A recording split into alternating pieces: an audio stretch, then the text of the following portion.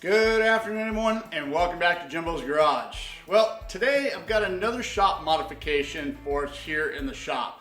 You know, there's always something to do, always something to modify, something to make things better, a better fit for you, for what you're doing. And this is just another project here that I've been wanting to do for a long time. And that is add an air outlet over here by the mill. Something that I can maybe reach up and grab and come down and just blow chips off of my work surface right here.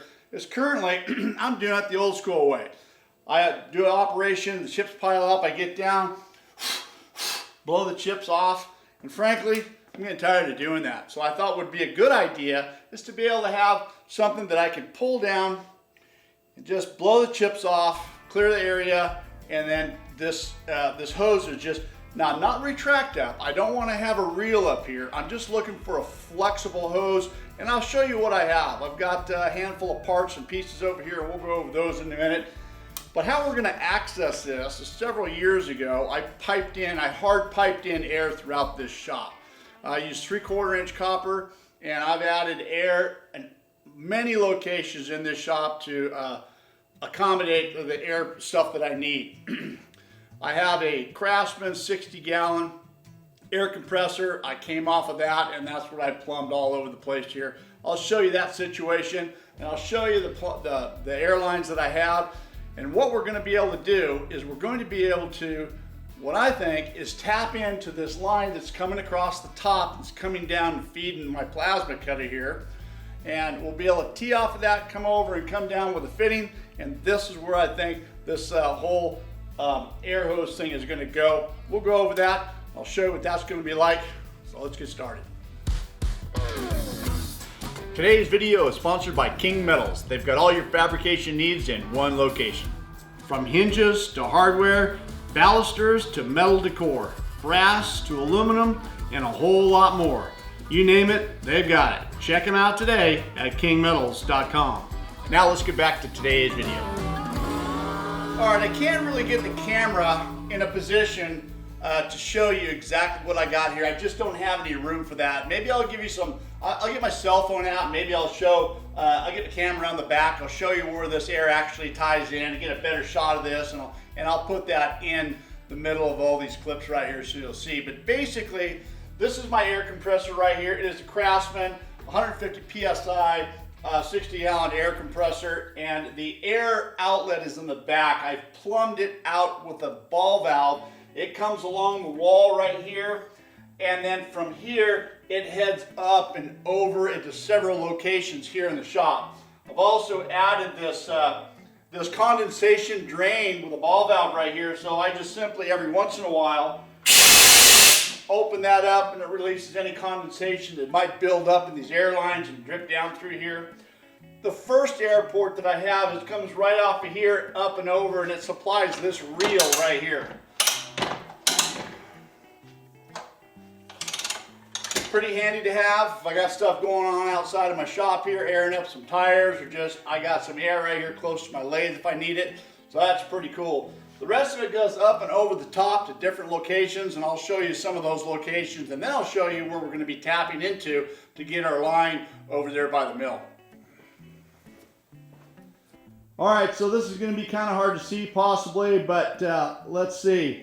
From over there, the air compressor, it goes up and it goes along the top over the garage right there, and then you might be able to see it. I'll put it right in the middle of the frame right there. That is a dark 3/4 copper line, and it comes on down right here, and then it goes to this hose reel, which is above me right here, which handles this end of the shop and anything that I need. And then you can see that it actually tees off, and it goes over here to this side and down in behind my toolboxes. Some of my older viewers might recall that's where my can crusher was, and that's the airline that supplied the can crusher. And it also goes over here and across, and it comes across over there, and it drops down and supplies air to the plasma table, which is over there in the very corner by the garage door. All right, one more tee here. You'll see it right in the middle of the frame. It tees across goes across the shop right here. You see it coming out the other end, and it goes down the wall, and it actually supplies the plasma cutter that's on my welding cart. And that is the line that we're going to tie into somewhere right about there, and we're going to bring that over a little bit and then bring it down. So let me show you some of the parts and fittings we're going to be using, and then we'll get started. All right, so here's what we're going to be using. I got some 3/4 inch copper. Now, one thing I want to point out, this 3/4 inch copper is what's called type L. It's a little bit thicker than some copper. You can also get, I believe it's called type M. I'm not a plumber, but I always like using this type L because the wall thickness is pretty thick and it's just much more heavy duty in my opinion.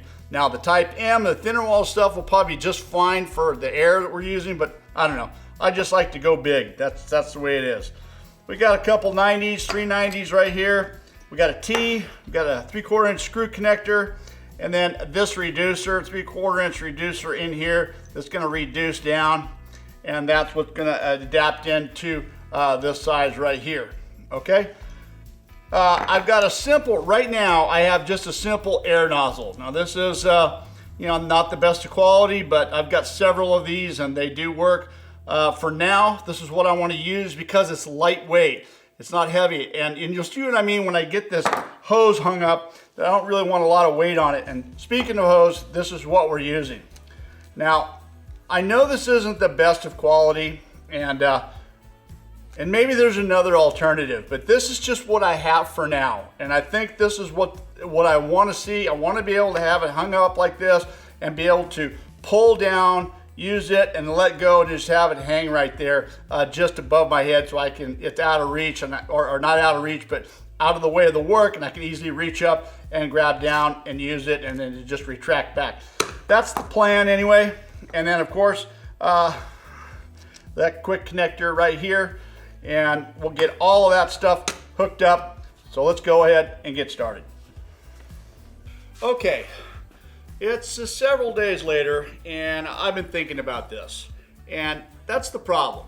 I overanalyze everything. I think way too much about the projects I'm working on, and that's exactly what's happening right here. I'm trying to figure out whether this is the right thing to do. Do I need to move it over to the left, move it over to the right? How far does it need to hang down? Is the pressure going to be right? All of this stuff is going through my mind, and it's just too much. So what I've decided to do is to go ahead and just do it. I'm going to do it, and if it doesn't work, I'll fix it. But let me show you a couple of my concerns that got me going about this. First of all, the positioning and whether it needed to be just hanging down at the right position for me to grab it and pull it down. I got that all figured out. That's all good. Then it came down to the PSI and whether or not this little flimsy hose is going to stand up to the pressure. Well, it says this takes 200 PSI. And I've got about 140 going to this line, so I guess I'm okay with this for now, 200 PSI. The problem is this is the nozzle that I wanted to use, but it clearly says on this is 90 PSI max. That got me thinking, well, maybe this isn't going to hold up to the 140 PSI. It's going to be at the nozzle right here. So I saw this, 250 PSI max. So I ordered it, but look at this thing. How big and ugly it is, and I just can't have this thing hanging down like this. So I don't think this is going to work. And then of course I got the Typhoon. This is in my opinion, this is the best air nozzle there is. However, I can't get a real true reading of what the maximum output of this Typhoon is. I use this around the shop for just about everything else. It's not bad. It's a pretty good size. It's fairly light. This wouldn't be too bad, but I don't really know the maximum capacity of this. All that said, is we're going to put this thing together. I'm going to solder everything together right here on my workbench over here, prefab everything, and then I'm going to make the final soldering adjustment up where the main air line comes in, which will be with a T. I'll cut it, put the T in there. This whole line will be fabricated, and then I'll just be able to, up there at the top, make my final connection. And hopefully that'll work. So with that said, let's get cracking and get this done. All right, that was a lot of talking in the beginning there, guys. I'm sorry about that, but I felt that just a lot of that needed to be said to help us move forward in this project. So, all All right, so here we are getting started. Now this is a little box that I've put together over the years with my soldering stuff in it. So we're just taking out some flux, some solder, some emery paper, a little brush, and a little wire brush to clean up the ends of the copper. Now I'm not a plumber, but I've got a lot of friends that do this, and over the years, this is what I've learned is they need to sand down clean up the copper, if you will, with the joints on the fittings and the pipe itself, and that's what I've done. And I've got my flux on there, and I've just got the solder, and I'm going to go ahead and start fabbing this together. Now, you know, there's one thing that a lot of people do is they have a tendency to put a little bit too much solder on there when they're doing this. I had a plumber years ago tell me, you know, and I was guilty of that. I just kept putting it in there, and never thought I had enough in there. But plumber said, you don't really need much, you know. Once you get that thing heated up, and if you've got a 3/4 inch copper pipe, 3/4 of an inch of solder is all you should really need to go ahead and fill that up. And so I never forgot that when he told me that. And so as long as you get this thing heated up, and there it is, just around like that. And then, you know, this one here, I thought maybe I need just a little bit more on there, but you'll see the joints as I go a little bit longer. Here's one, for example, right here. You know, once you get it heated up consistently all the way around, just drop in a little bit of solder, and that's all you really need. And the proper way is to wipe it down with a damp rag like that, all your joints. It makes for a clean finish. And so that's what I'm doing right here. This particular joint, sorry about that, got slightly off the camera angle right here, but it's basically the same process. And you can see I'm going to move that over here. And again, just hit it with a little extra flux right there. Get it heated evenly, and that copper just flows right around there. And you can see it looks like it's got a good seal. So I just repeated that through all of this process right here. And, you know, it seems to be working pretty good. Now here's something on this screw fitting. There's one you definitely don't want to get too much solder in, because you don't want that solder rolling down on top of those threads on that inside. So I was careful not to do that. Let's get the right amount of heat in there, and just get the right amount of solder on there, and then just wipe it down. It was for a clean fit right there. That worked out pretty good. All right, coming down to the very end right here, you can see how that fitting looks like it's slightly on an angle. There's a reason for that. I will go over that a little bit later towards the end of the video, why it's on an angle. And then this screw connector. Now, there's a lot to be said. If you just use Teflon, or you just do pipe dope, or you do both Teflon and pipe dope to get a secure connection. Now, I mean, there's an argument there, I guess. I don't know. I'm not a plumber. I'm sure the comments will fly on this and say, oh, you shouldn't have done this, you shouldn't have done that. But I choose to do both Teflon and pipe dope, because I definitely want to secure. I don't want any kind of leaks at all. And so that was a way that I decided to do it. And I'm sure there'll be other people who tell me otherwise. It's the way it always is. All right, down to the last fitting right here. And, you know, gosh, I've only did like 10 of these joints right here. Just think if I was a plumber and you did this 100 times a day.